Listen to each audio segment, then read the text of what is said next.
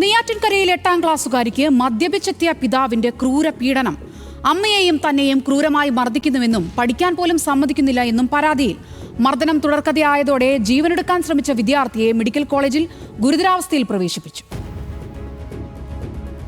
നെയ്യാറ്റിൻകര സ്വദേശിയായ പ്രബോധചന്ദ്രൻ സ്ഥിരമായി മദ്യപിച്ച് വീട്ടിലെത്തി ഭാര്യയെയും മകളെയും മർദ്ദിക്കുന്നുവെന്നാണ് പരാതി. ദേശീയപാതാ വികസനത്തിന്റെ ഭാഗമായി ലഭിച്ച നഷ്ടപരിഹാര തുകയെ തുടർന്നാണ് വീട്ടിനുള്ളിൽ സംഘർഷങ്ങൾ തുടങ്ങുന്നത്. ലഭിച്ച മുഴുവൻ തുകയും മദ്യപിച്ചു തീർത്തുവെന്നും മകളുടെ വിദ്യാഭ്യാസത്തിനായി ഉപയോഗിച്ചില്ലെന്നതും പരാതി പറഞ്ഞത് പ്രകോപനത്തിന് കാരണമായി.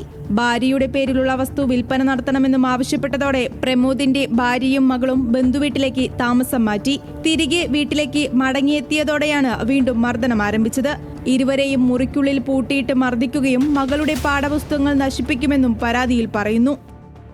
എന്നെ അമ്മയൊക്കെ ഭയങ്കര ഉപദ്രവമാണ്, എപ്പോഴും അടിക്കും, കുടിച്ചോണ്ട് വന്നിട്ട് എപ്പോഴും ഭയങ്കര അടിയിടിയൊക്കെയാണ്. പിന്നെ രാത്രി 12 മണിയാകുമ്പോൾ നമ്മളെ വീട്ടിൽ നിന്ന് അടിച്ചിറക്കും.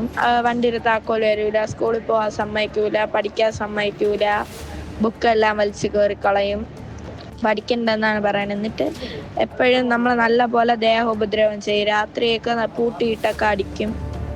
നെയ്യാറ്റിൻകര പോലീസിൽ പരാതി നൽകിയെങ്കിലും അനുകൂല നടപടികൾ ഉണ്ടായില്ല. ഇതോടെ കുടുംബം മുഖ്യമന്ത്രിക്കും വനിതാ പോലീസ് സെല്ലിലും പരാതി നൽകി. എങ്കിലും വീട്ടിനുള്ളിൽ ഇപ്പോഴും മർദ്ദനം നേരിടുകയാണ് കുടുംബം. ഇതോടെയാണ് 8ാം ക്ലാസ്സുകാരിയായ മകൾ ജീവനൊടുക്കാൻ ശ്രമിച്ചത്. ഗുരുതര പരിക്കേറ്റ വിദ്യാർത്ഥിയെ തിരുവനന്തപുരം മെഡിക്കൽ കോളേജ് ആശുപത്രിയിൽ പ്രവേശിപ്പിച്ചു.